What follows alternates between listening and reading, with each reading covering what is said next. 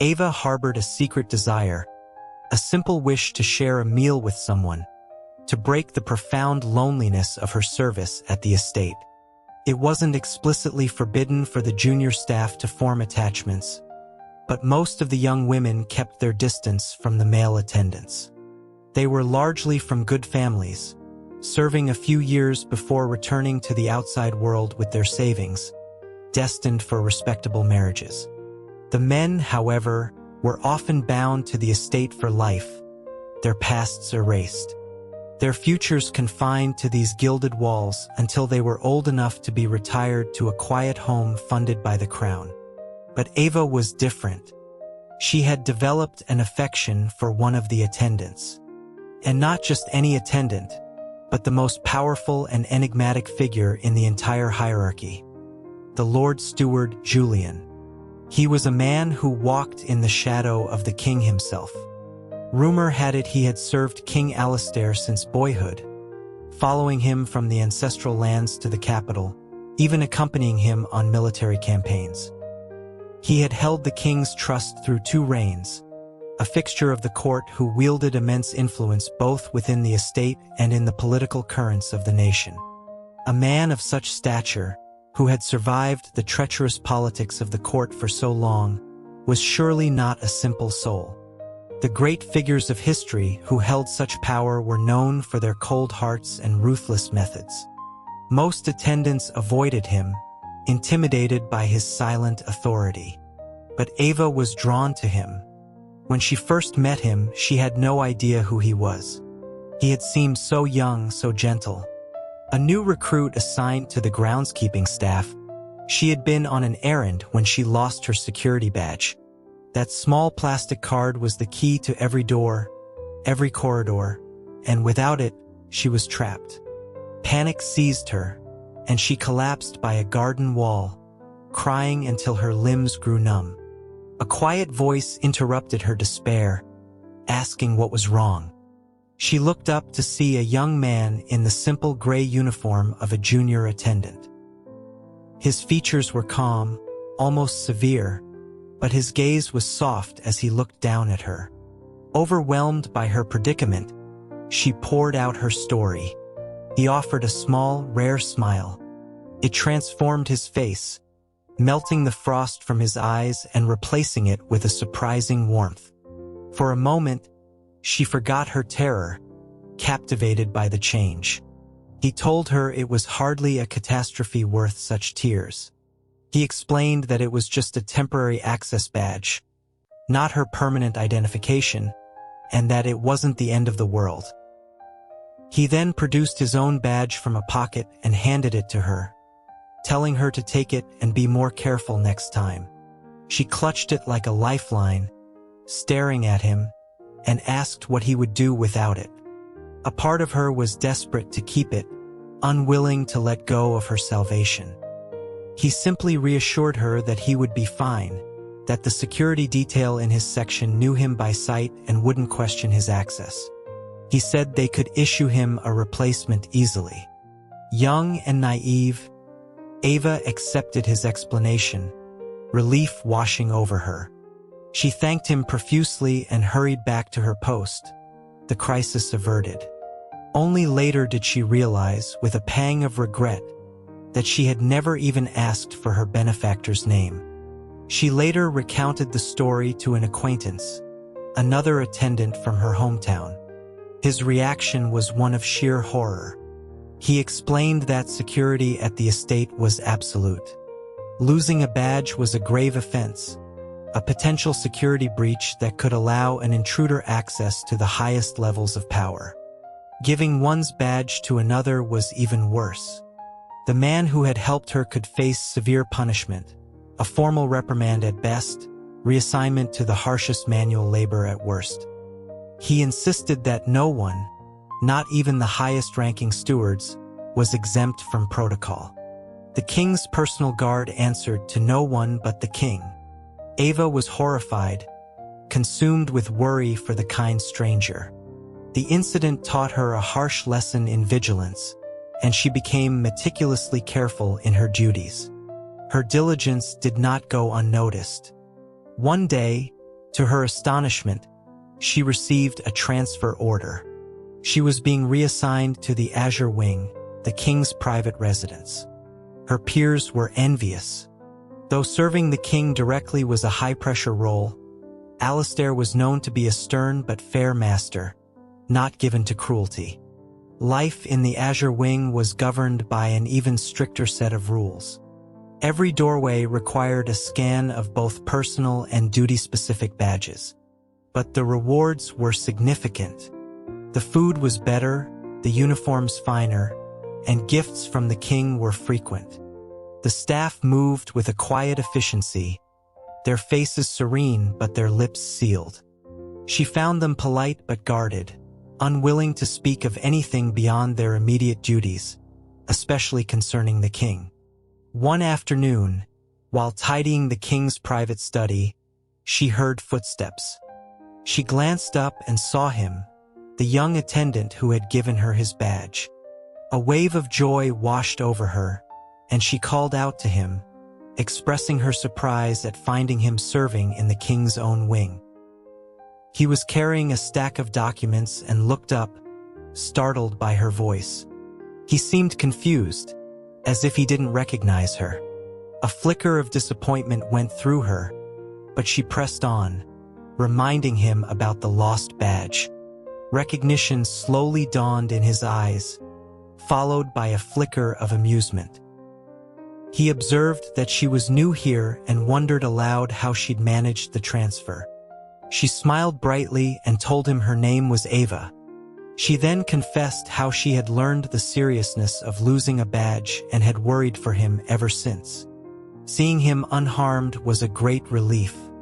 She asked how he had managed to get by without his badge in such a high-security area. He smiled and said his name was Julian. She didn't think much of it, simply replying that she had been in service for a little over a year.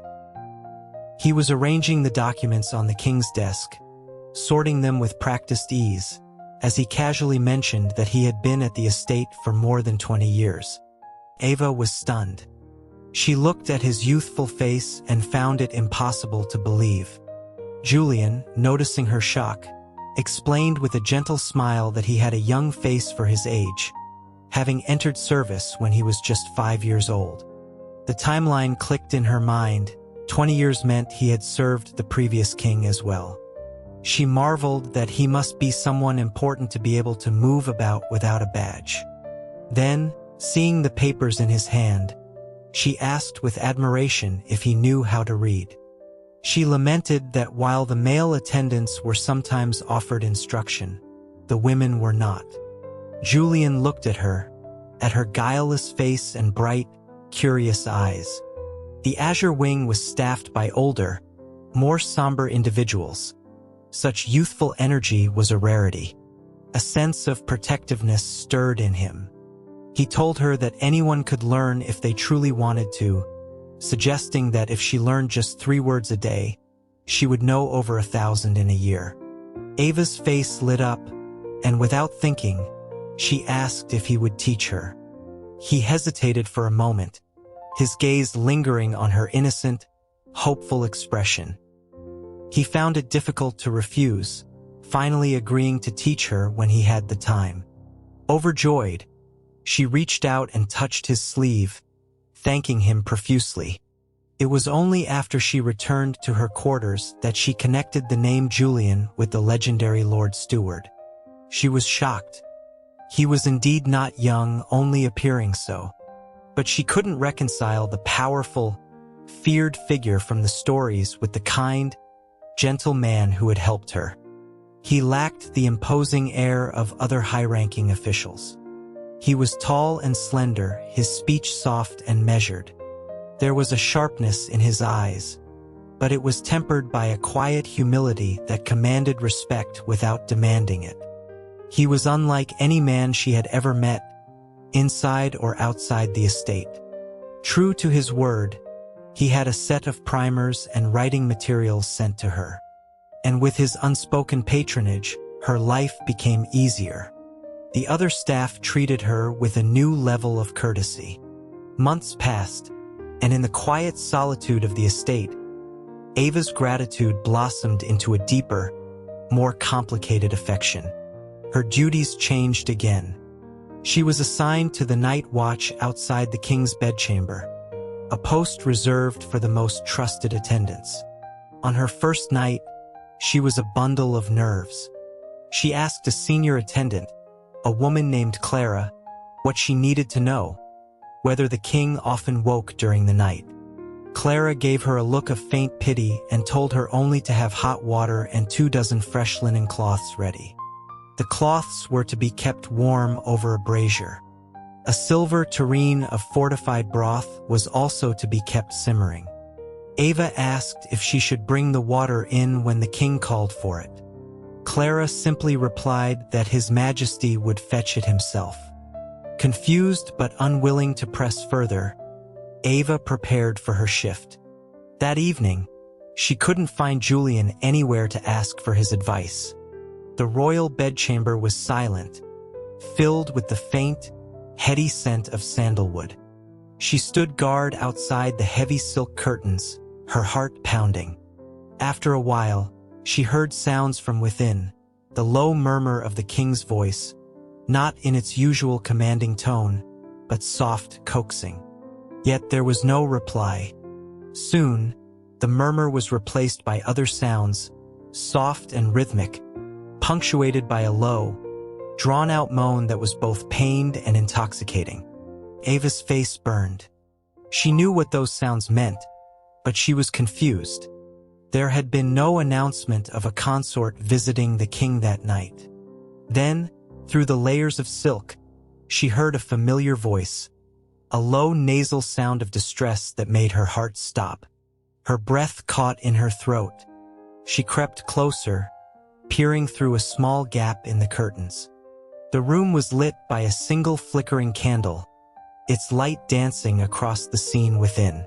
And she saw him, Julian, the man she had been looking for all evening, the powerful Lord Steward, was lying on the king's bed. His dark hair fanned out across the pillows. The king was on top of him. The world seemed to tilt and roar in Ava's ears. She saw Julian finally whisper, his voice strained. He begged Alistair to stop, pleading that he had duties in the morning. His pleas were met with the faint, metallic clinking of chains. After a long while, Julian gave a final, choked cry and fell silent, his body limp. Alistair remained over him for a time, his movements gentle now, before finally rising. He was unclothed as he pushed aside the curtain and stepped out. Ava quickly lowered her gaze, her face on fire.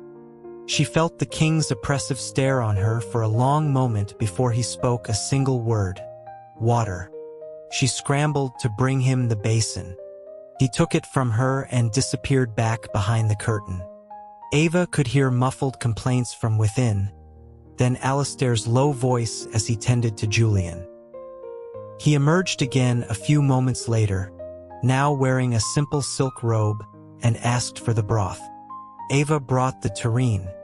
Alistair took it and returned to the bedside, coaxing Julian to drink a few sips.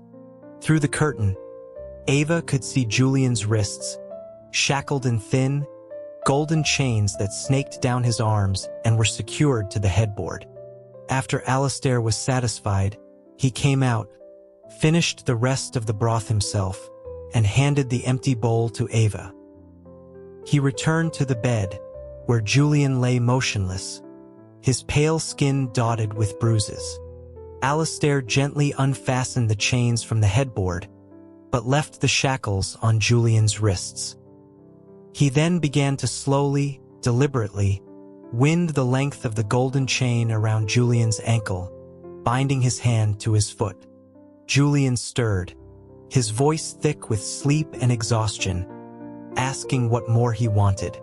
He accused Alistair of arranging for Ava to be on duty tonight just to torment him. He mumbled about the missing badge, how Alistair had launched a secret investigation, paranoid as always. Alistair's face darkened. He tightened the chain, pulling Julian into an uncomfortable position, and leaned down to kiss him, hard and punishing. He spoke in a low, cold voice, asking why Julian remembered the name of some insignificant attendant so clearly. He called her young and fresh. He sneered about the reading lessons. His fury was palpable. He had seen them once, through a window, the girl looking up at Julian with adoration as he patiently guided her hand, the late afternoon sun casting them both in a golden glow. In that moment, a venomous jealousy had taken root in the king's heart. Julian, with a weary sigh, tried to reason with him, explaining that he was merely showing a little kindness, but Alistair was beyond reason. The king's body betrayed his intentions, and the sounds from the bedchamber began anew. Much later, Alistair called for water again. This time, Julian did not stir at all, a pliant figure in the king's arms. Finally, his desires sated, Alistair returned to the bed, holding Julian tightly as he slept. But Julian remained awake, staring into the darkness. Alistair's head was nestled in the crook of his neck, his arms and legs trapping him in an embrace that felt more like possession than affection. In these moments, they could almost be mistaken for an ordinary couple, not a king and his servant. The all-powerful monarch, in this strange, twisted relationship, was the one who was deeply insecure, constantly needing to reaffirm his ownership through acts of power and control. And Julian, the one who was physically bound, somehow held the emotional reins. He closed his eyes, his mind drifting back through the years, to the very beginning of this gilded nightmare. He remembered waking to a world of pain. He was a boy, no older than 5, his body broken and his spirit shattered after a brutal political purge had destroyed his family. He had been taken as a ward of the crown, a gilded hostage meant to ensure the loyalty of his fallen house. He was given to the young Prince Alistair as a companion, but his life was one of relentless training. The pain from the re-education was a constant reminder of his new reality, a symbol of everything that had been taken from him. For 3 days, he hovered on the brink of death, and then for 3 months, he was forced to heal, to walk, to learn the rigid etiquette of servitude. He shared a dormitory with other boys, all of them orphans of politics or poverty, their identities systematically erased. His name was Julian now. He learned to be quiet, to observe, to be unremarkable. He aimed for the middle, never excelling enough to draw attention, never failing enough to be discarded. The day of selection arrived. They were brought before the queen, a woman of gentle smiles and iron will. She asked them a single question. If the prince ordered them to commit a great evil, what would they do? One boy swore he would try to dissuade the prince, even at the cost of his own life. Another said he would report it to the queen herself. When it was Julian's turn, he answered with the cold logic he had already learned was the key to survival. He stated that his duty was to obey. He was a tool, and it was not his place to question the hand that wielded him. Right and wrong were determined by his master. A flicker of interest appeared in the queen's eyes. She saw not a child, but the perfect instrument of loyalty. And so he was chosen. He had been bound to Alistair ever since, a shadow that followed him from the schoolroom to the throne room. He had survived, but at the cost of himself. The boy he once was had died in that dark, painful room all those years ago. He had made his peace with it. He had a place, he had power, he had the king's absolute suffocating trust. But now there was Ava, a small, bright, and terribly dangerous complication. A reminder of a world of simple kindness and innocent affection he thought he had long since forgotten. And he knew, with a certainty that chilled him to the bone, that King Alistair would never allow him to have it.